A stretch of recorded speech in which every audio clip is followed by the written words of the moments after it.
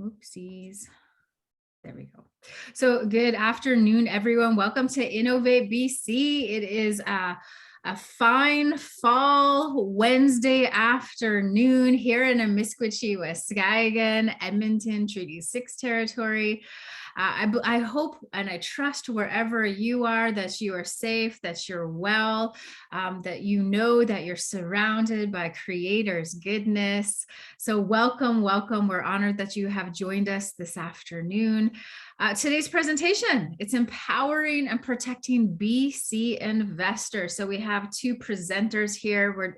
We're so honored that you have lent your time, your very valuable time, to come present to this webinar this afternoon. So this presentation will highlight how the British Columbia Securities Commission acts as a guardian of the province's investment marketplace, striving to make BC a place where people can invest with confidence and companies can flourish. So today's presenters will discuss how the BCSC, okay, let's try that again.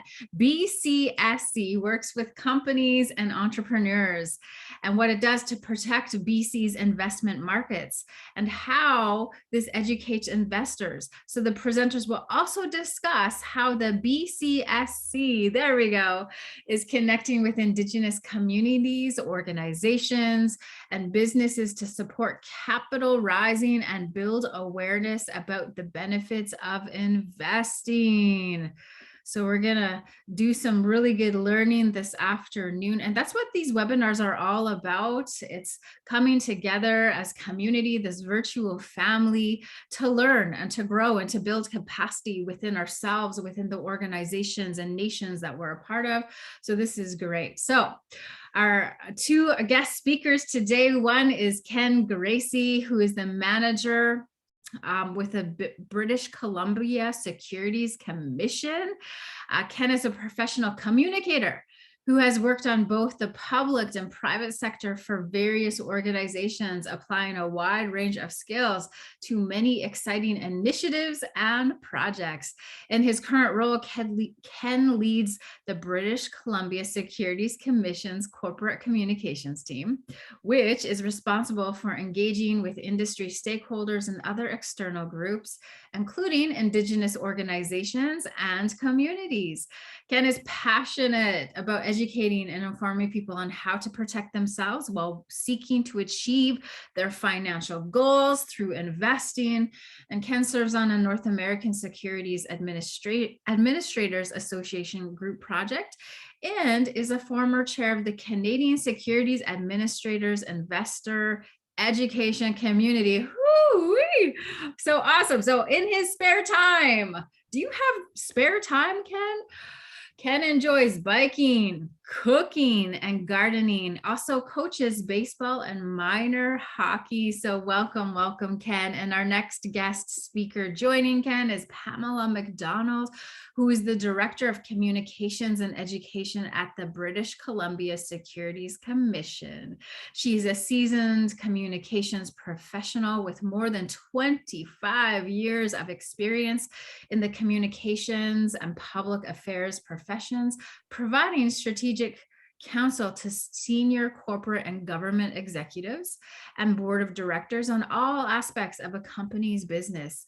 Ms. McDonald has extensive experience working in senior communications and public affairs roles in the private and public sectors, having worked at TELUS and the BC Transmission Corporation, as well as with the BC Olympic Games Secretariat, and as an advisor to former Prime Minister John Chrétien. She is also passionate about giving back to her community and is involved in local not-for-profit organizations that support arts education for disadvantaged and youth at risk. Ms. McDonald is a graduate of the University of British Columbia. It was a pleasure reading those bios. Thank you so much for joining us this afternoon. We're delighted, we're honored that you are here.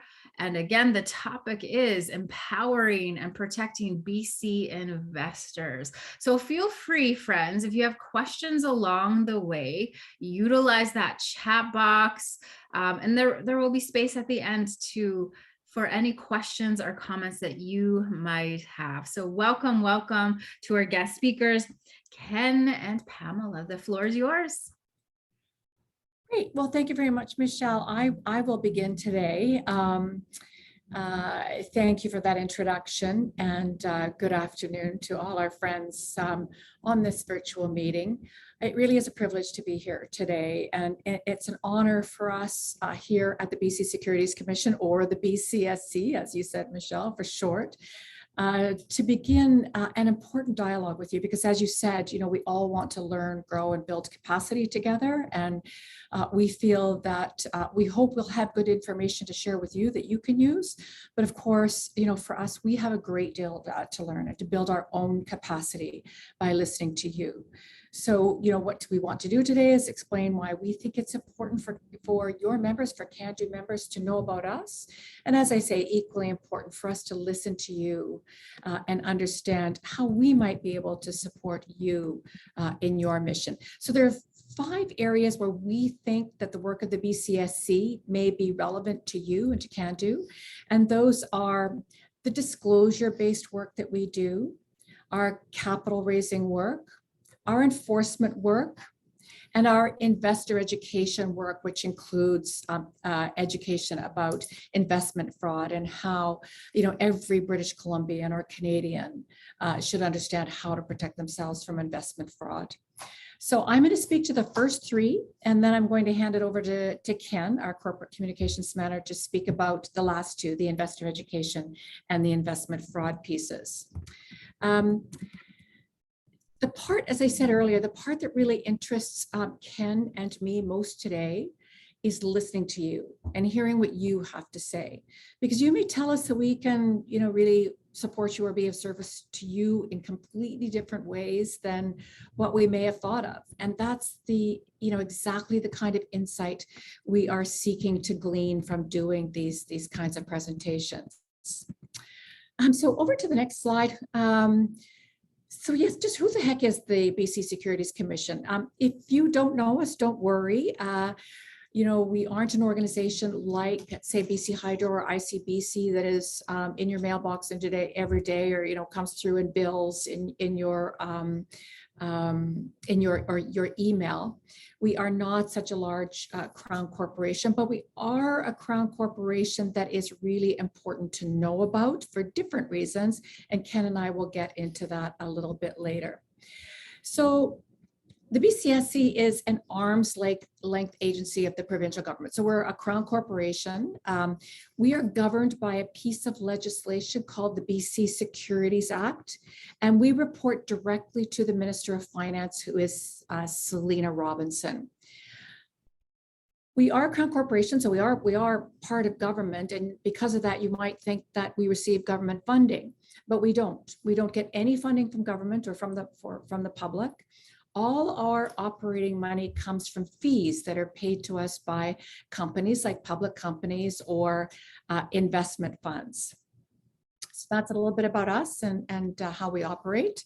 When we say the BC Securities Commission and talk about a security, you might wonder what that means.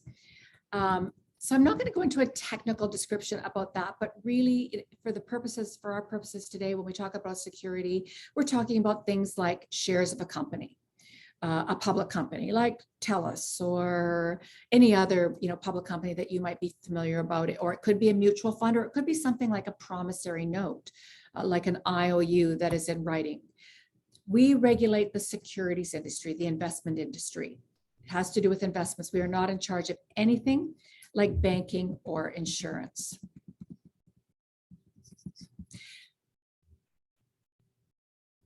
So I'm going to go and talk a little bit now about our mandate. So we serve as guardians of the province's investment marketplace. And by that, I mean, we want people to achieve their financial goals, have good investment outcomes. We want businesses to grow, and we want British Columbians to thrive.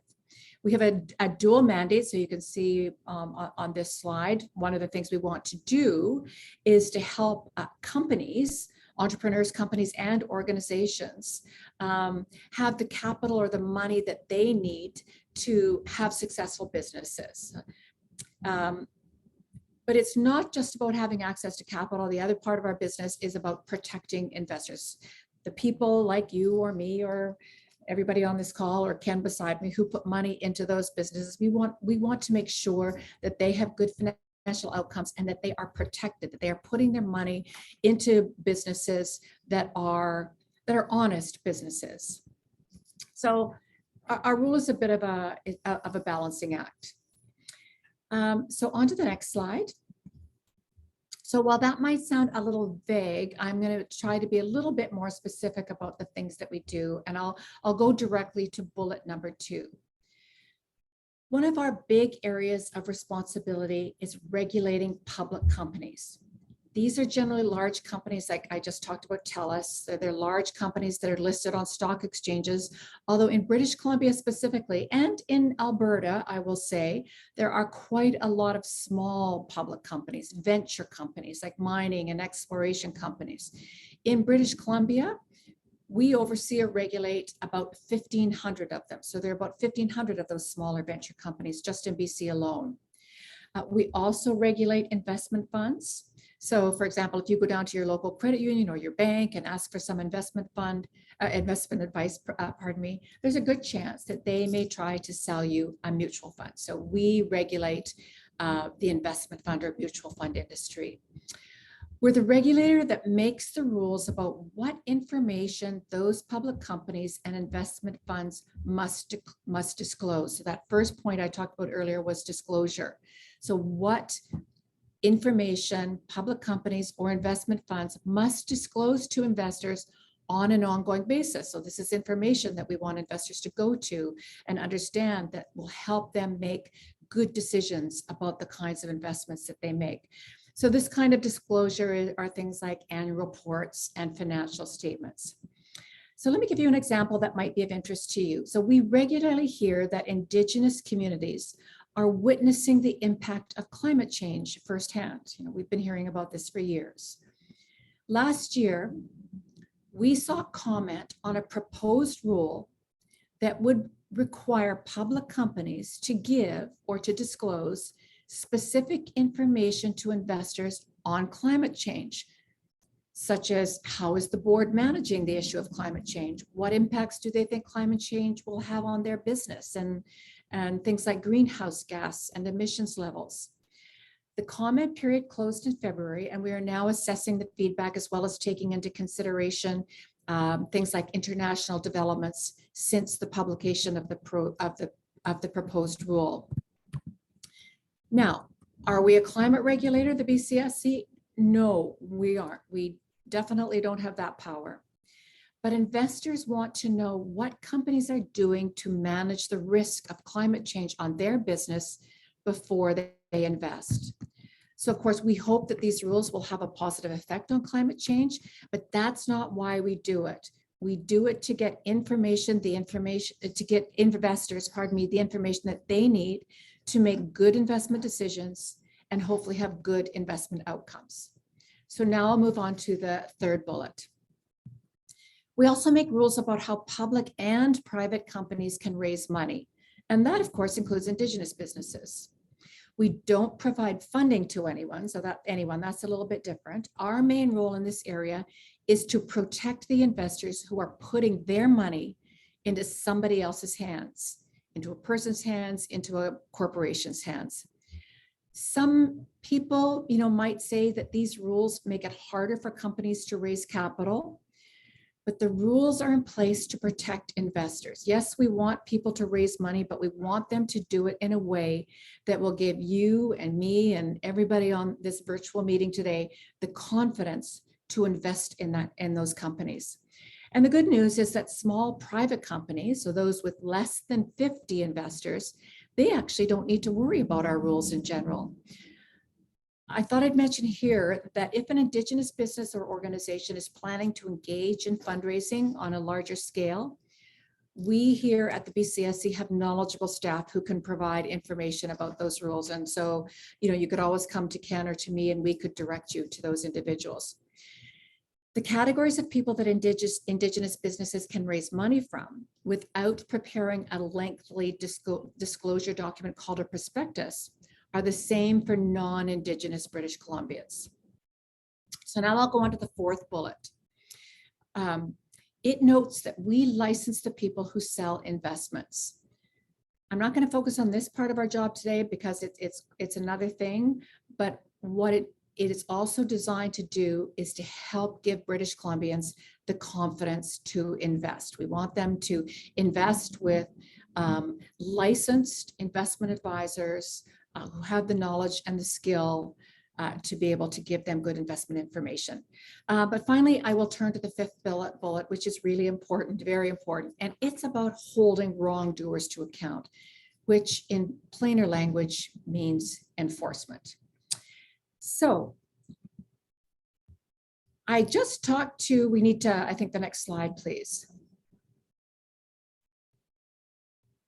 Thanks a lot.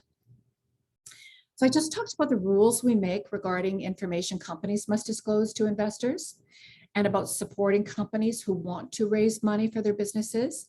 And I talked briefly just a moment ago about licensing investment advisors. The work we do in our enforcement division is about ensuring people follow those rules. And if we can prove that the rules aren't being followed or are being broken, then we do everything that we can in our power to hold those bad actors to account. Every day we receive, and Ken oversees this department, every day we receive dozens of complaints by phone or email or through our website from people who have lost money through their investments or are unhappy with their investment advisor or may have been scammed out of money by a fraudulent scheme. Our enforcement division has about 70 people who spend their days, very long days sometimes, investigating these tips and complaints and compiling information. And when we have enough information to pursue a case against a person or a company who we believe has broken securities laws, we issue a notice of hearing and we bring the case before a BCSC tribunal. It's not a criminal court, but these commissioners or people who oversee these tribunals and review the case, if they find that somebody has broken the law, broken the Securities Act, we can impose financial penalties and we can stop people from participating in the market. So we can stop them from engaging in market activity or from being officers or directors of companies. And we can also refer things to the criminal courts, but that work, once we've got a solid case, we send it to the criminal court, which is run by the province of British Columbia. So on to the next slide. Let me give you a concrete example of the work that, the kind of work that we do. Everybody remembers COVID-19. We're still in the middle of it, or we're in it still. But when COVID-19 first began to rip through the world, and just 2 days after our government declared a state of emergency here in British Columbia, we mobilized a team of investigators to deal with one of the pandemic's knock-on effects, scammers. Scammers often latch onto the latest trend or the latest natural disaster to lure victims. And online channels, of course, websites, make it that much easier to lure unsuspecting investors. So our team began scouring social media and marketplace websites looking for investment schemes with a COVID-19 angle. And sure enough, they didn't have to look very far. The team found people promoting fake COVID-19 cures. One guy was claiming he had drones in the air that could detect COVID-19. Another scammer claimed they could cure the illness through energy fields that were inhospitable to viruses and bacteria. So within 5 months of launching this effort, our team removed 40 Facebook groups. We shut down 5 websites. We deleted 8 online ads. We sent 37 warning letters out. And we secured 1 undertaking, which is a legally binding promise, to refrain from further solicitations. Of the 111 schemes we found, we referred more than 24 to other securities regulators in Canada and across the world, and to police. So why is this relevant to you, you might ask? Well, as an example, these scammers are smart enough to know when a particular community is receiving money. And that's why I raise it here. They could easily try to get people in your community to invest in a fake health technology, a cryptocurrency scam, or other, sort of flavor of the day. And the sooner our enforcement team hears about a scam, the higher the likelihood of success is in our being able to stop it. We've had some success in returning money to investors, but the best way to ensure that you don't lose money to a suspected scam is to report it and to never invest in it. And the way you'll do that is by understanding how to be a smarter investor and understanding how to protect your investment fraud. And that's something Ken is going to talk about very soon. So on to the last slide. As a Crown agency, we are committed to supporting the BC government as it builds a framework for reconciliation. Yes, we have a mandate to support government priorities, and this is reconciliation is a priority for government. But I'll tell you the reason that we do it in the BCSC is because we want to do it, because we know it's the right thing to do. We've done some very straightforward things in keeping with the Truth and Reconciliation Commission calls to action on governments. We've had mandatory indigenous awareness training for all staff for a few years now, but we know there's more that we can do as an employer. The government enacted the Declaration on the Rights of Indigenous Peoples Act, DRIPA, in 2019, and in May 22 launched its own Declaration Act Action Plan. So this obviously means that securities laws will need to be brought into harmony with the UN Declaration over time. But standing here today in front of you, we actually don't know what specific changes to our rules or processes will be needed. We just know that they will come. Over the past year, and we're glad about that, we welcome that. Over the past year, we have connected with ambassadors from Indigenous communities to hear their thoughts and ideas. And through a partnership we have with the Aboriginal Financial Officers Association of BC, or AFOA-BC, you may know them, we're building awareness and educating Indigenous people about the BC Securities Commission, who we are, what we do, and why our work might be relevant to them, and engaging with them. We're learning more about them and understanding more about where that true connection is between our two organizations. And that's exactly what we want to do with CanDo. We're learning as an organization how we can meaningfully contribute to and participate in the work of reconciliation. And part of that, of course, is being here today with you, trying to learn and understand how we can provide support.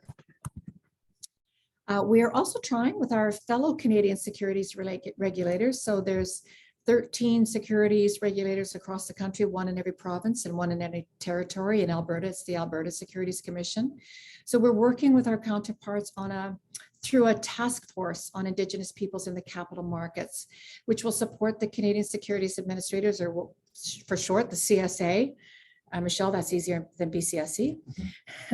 As it enhances its consideration of Indigenous perspectives in securities regulation. And this will provide, this will include supporting CSA policy committees in engaging with Indigenous peoples and considering a strategy for building long-term relationships. This work is providing us with insight into how we might better serve Indigenous communities and businesses broadly and forge new partnerships with other organizations like CanDo. So I'm going to stop it here and hand it over to Ken. But before I do, I want to ask if there's any questions that anybody has for me. I know we've got a couple of people out there, and you, Michelle, and Elise. Anything? Any questions? Also happy to take them at the end. So maybe I'll hand it over to Ken. Great. Thank you, Pam. Just a second. Ken.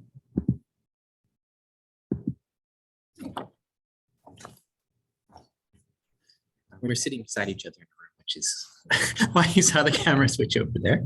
Thank you for having both of us again. It's an honor to be here. And so in my part of the presentation, I'll just kind of go through a lot of our investor education work, a little bit of our website, our industry website.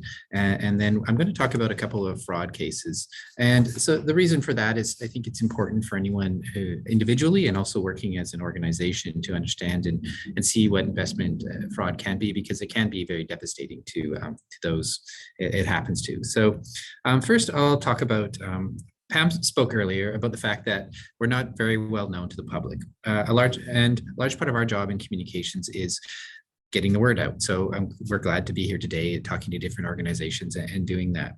So one of the other ways we do that is by we have public awareness campaigns and we advertise throughout the province in a number of different ways. So over the past couple of years, we've run province-wide advertising campaigns that appeared on TV, radio, social media, billboards, and transit buses. You may have seen and heard about them. This fellow here, Sinking Into the Couch, is from the campaign Evasive Maneuvers. And the idea here is that he is in a conversation with his friends and he starts to really become uncomfortable about investing, because a lot of people are. I mean, people from all different communities, all different backgrounds, we find are a little intimidated by investing. So our goal is to try and make it less intimidating, let people know that there's information and ways that they can become more empowered. And just knowing the basics sometimes is just helpful to give people that confidence. So we hope people come across these ads, and over time, you'll see more. We're in the stages of planning our new campaign right now. So next slide, please. So our campaigns land people on this site. This is our corporate site. It's a bcsc.bc.ca, and you will find information for both industry and investors here. So this website's important for, I think, everyone in Can-Do, because it has both that information for industry. If you're raising capital, you want to know the rules about it and around it. And then also you can jump off to another website, which I'll talk a little bit about later on, that has information for investors. So as the guardian of BC's investment markets, we understand the importance of providing up-to-date relevant information to organizations and businesses looking to understand the rules and regulations that govern capital raising in the province. This is the website, the BCSC website, that has most of that information on it. So next slide, please. So I'm just going to point out a couple of key areas. I won't go too deeply into the website, but this area, the industry area, is probably one of the areas you'll want to explore. It's a key area that has a lot of information about raising capital. So in the raising capital section that you will link to through here, there's key information for individuals, organizations, and businesses looking to raise money in BC. So here's a few things. The Raising Capital and Private Market section has information for private and early stage businesses. It offers a free guide. All of our information is free for capital raising for small businesses, and discusses exemptions available to those looking to raise capital. And there's also an FAQ section. You'll also find information on things like trendy that we've seen in crowdfunding and raising money as a public company. And then we also have some information in our fintech section about crypto asset trading platforms and some of those things you might have been hearing about in the news. So next slide, please. So this is another section that's quite good for anyone who's looking to work with somebody who's trying to raise capital. So this is where you learn how to do a deep background check. Now, this one isn't quite for investors. We have that on our investor education website, which I'll talk about next. This goes much deeper, and it's good for anybody who's maybe come to you for capital raising. You can do a background check, and it walks you through all the things that you'll want to do here. And also on the website, just a couple of other things. The About Us section and the enforcement sections are also good to go through if you're interested in knowing a little bit more about the BCSC and knowing how our enforcement works. So next, I'll talk about investor education. So next slide, please. So this website is investorite.org, and you can link to it from the BCSC website. They're off the investor page. You are the first people to see this. This website is the new design, which will launch next week. So currently the old design's available, but you're the first organization outside of the BCSC to see this. We're just in the last stages of testing the website, making sure it's working. So it's really exciting to be having redesigned it. It's been around since 2006, and it's gone through a few different redesigns, but this one it's freshened it up and it's a little more modern. So we're really excited to be launching this on October 12th, I believe. So this website, again, I mentioned everything is free. So as an educator, we don't sell anything. So often, there's other areas you can go to banks or who are often looking for your business, or there's other courses that cost money, but this information is all free. We want people to know the things they should know about investing to make smart investment decisions. And this website has a lot of that information on there for you. And so as I did on the corporate website, I'll walk you through Invest Right, a few different things that probably be of interest to you as individuals and maybe as an organization as well. So next slide, please. So this is the tools and resources section, which there's a lot of good information here, but I want to point to this one resource. It's called Get Started with Investing. So we built this for younger investors, but it's good for everybody because it really gets through the basics. And then there's some information about that goes a little deeper, and it really gives people a good grounding in investing, the things you should ask your investment advisor, the things you should be looking for in investments, and the things that you should be considering. It's all free. There's 21 videos, and you can go through them either sequentially or just kind of take them one at a time. But it's good information for people to have if they're looking at investing and they want to build their confidence around it. Next slide, please. So this is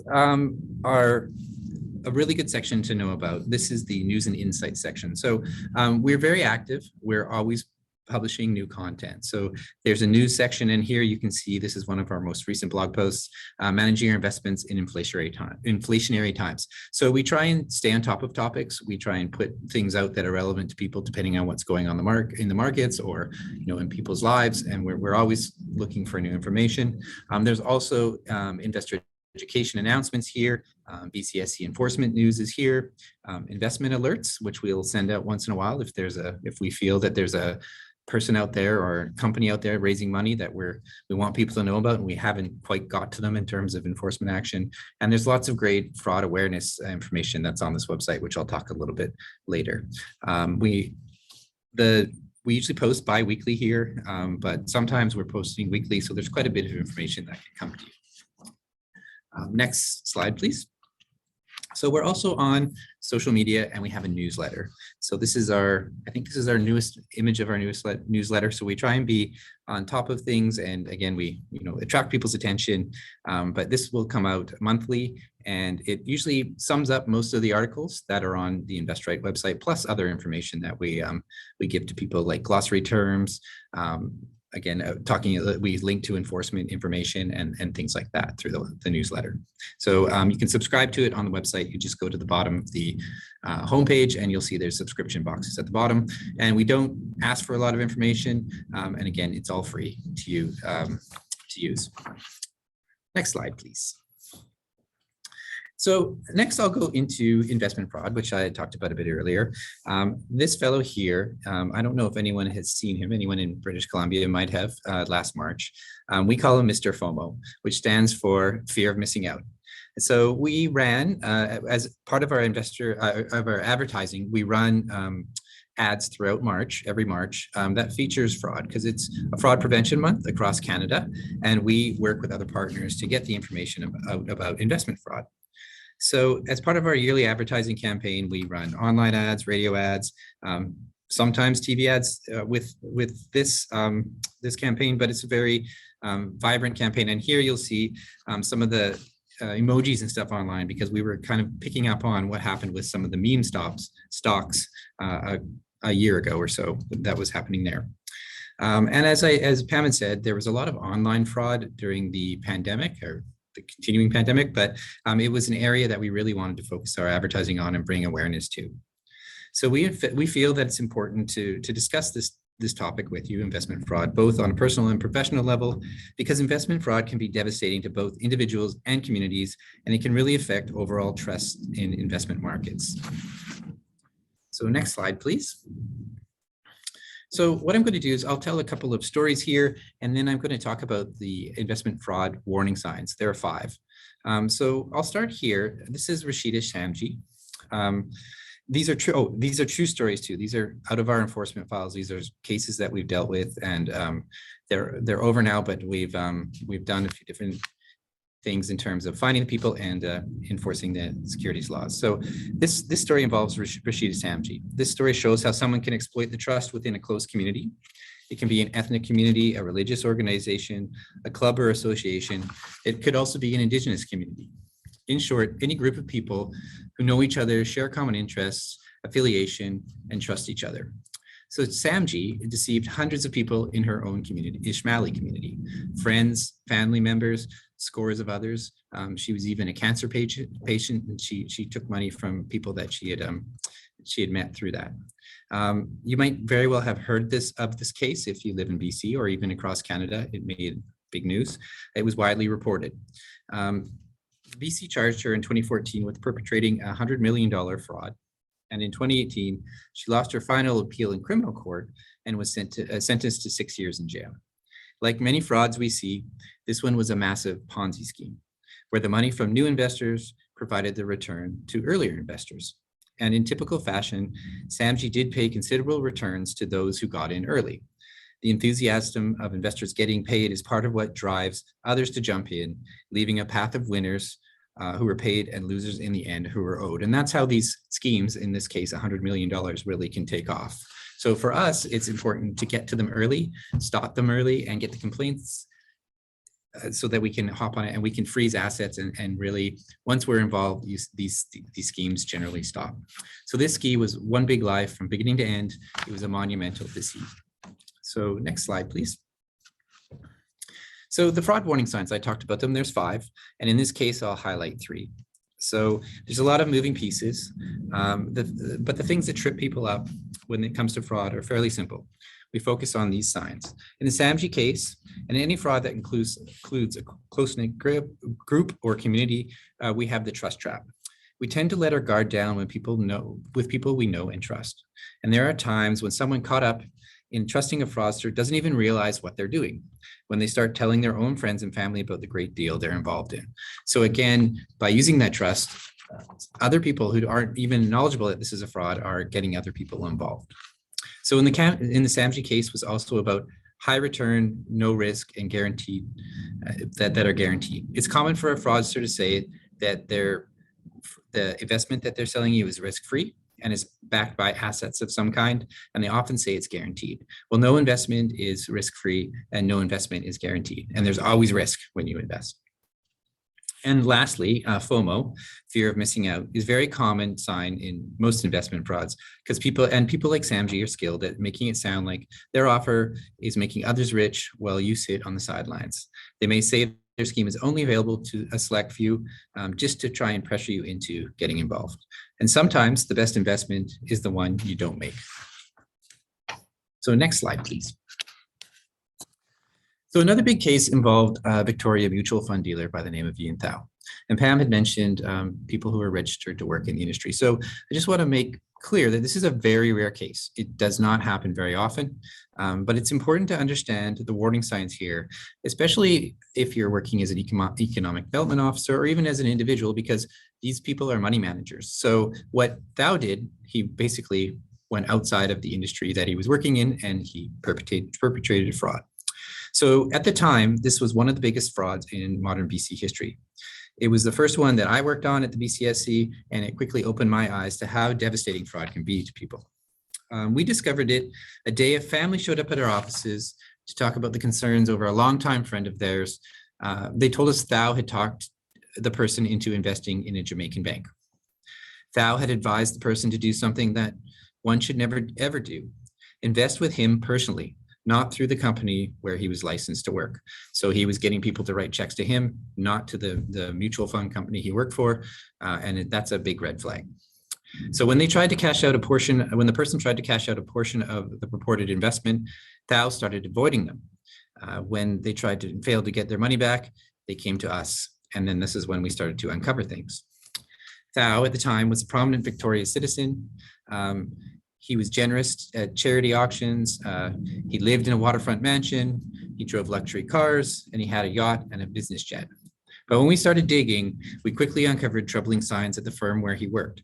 Thao's earnings had been declining for years, and clients of his were redeeming their shares at an unusually high rate.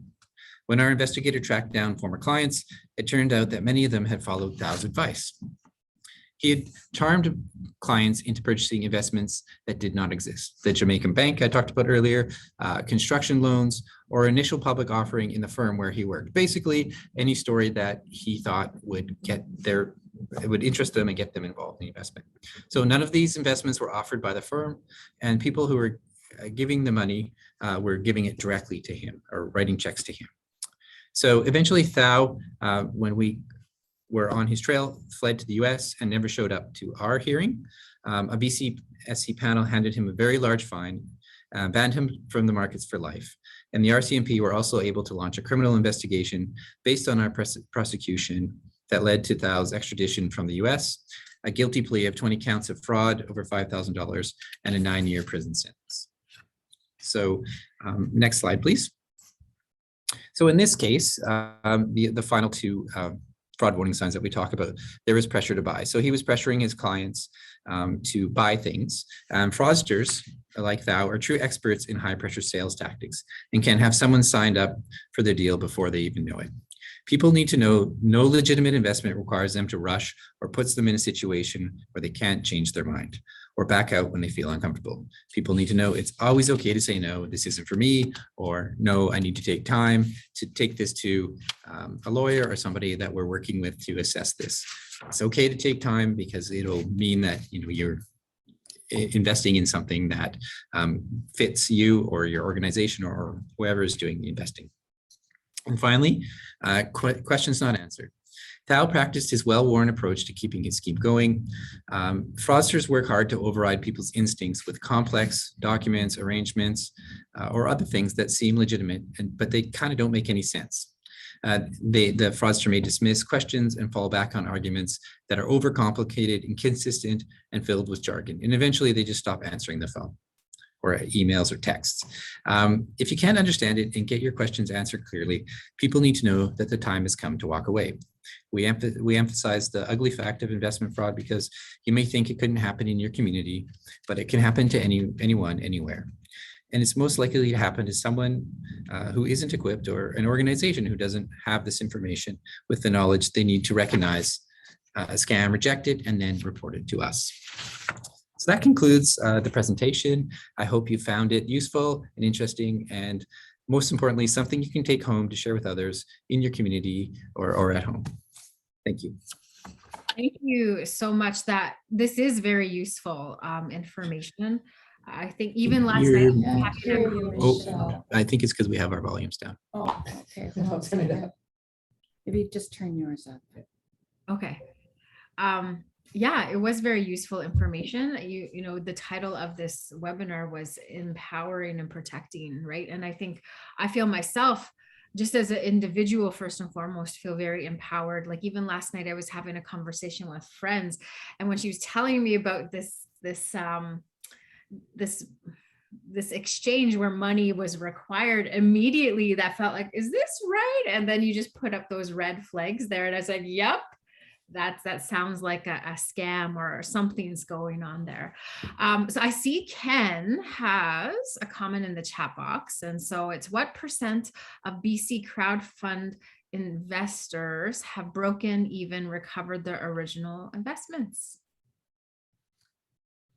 Well, I can, try and take a stab at that, but the answer really is that's not the kind of information that we have at the commission. What we hear about more is when something goes wrong.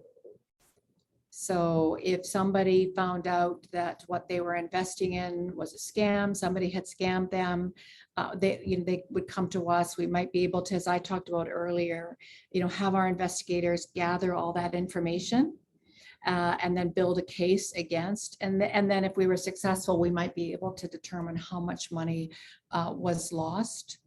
But typically, in getting money back to investors, it's a very, very hard thing to do. And I'll tell you why. First of all, I talked about, getting information to us as quickly as possible is really critical, because as soon as we have that information, we'll do what we can to act on it. But usually what happens in fraud cases, these people are really bad. They are bad actor scammers. They spend all the money. they go bankrupt. They flee the country so that we can't find them. And so the very sad truth is, and Ken talked about this, is, we see very devastating cases of people that lose all their money to investment fraud and don't have a hope of ever getting it back. And some of them, many of them are older British Columbians. And of course, fraudsters target people who have money, and often it's retirees. And often, those people do not have the ability to go back into the market and make that money back. So I'm sorry I can't answer the question exactly, but hopefully that was helpful. It's just one other thing to mention. Fraud is also underreported. All of our research has shown that. So it's very difficult to understand how much there is out there. And that's why we're here and encouraging people to report to us, because we know that it's underreported. We know people get embarrassed. They don't want to talk about it. Some people just lose the money and say, okay, well, it's just, this much money. But any little bit of money that's being lost through a fraud can mean other people are losing money as well. So we encourage people not to just report for themselves, but for others, because we often find, it unravels and we find a whole bunch of other things happening when we uncover fraud. Okay, well, thanks for explaining that. I was curious as to why is it unreported. There's a lot of cases that are unreported, and that makes so much sense. So even if it's a little bit, even I think I'm thinking of my friend, even if it's at $300, I think that should be reported, right? Because you're right, because that's one person, but how many other people? And it's about the collective. I'm still caught up on the COVID scammers, but what did you say? 111? 111. And that's just in BC. Well, I think that the statistic that I gave you, just let me go back to it here, was that, let me find it here. There were 111 schemes we found. Yes, you're absolutely right, Michelle. And more than 2 doesn't refer to, agencies in Canada or worldwide. And yes, in the chat box, our CEO always says, that if there was one message she could leave with anybody, it is, if it sounds too good to be true, it probably is too good to be true. And as Ken said, the best investment you ever might make could be the one you never make. Yeah, that's right. Well, thank you so much, both of you, for lending your valuable time. I know that this webinar will be placed on Candu's website, and so it will get a further reach. I think it's really important for lots, if not everybody, to listen to this and just pay attention and look out for one another. And if you were a victim of this, and you haven't reported it, I think that piece is so crucial. So thank you so much for being here and bringing some education to us. We honor both of you. And I say, I always say this, that we're poor, pitiful two-leggeds. We're, the human nature can get the best of us. And I think presentations like this just remind us just to be on guard and just be diligent in what we do with our money and our investments. So thank you for that so much. So everybody who joined us this afternoon, thank you. I hope to see you again. I hope you are well. We have the rest of the day. I hope you take time to press pause, make that good connection with the land, with all the goodness that's around us. So have a good day, everyone, and we'll see you next time. Thank you. Thank you very much.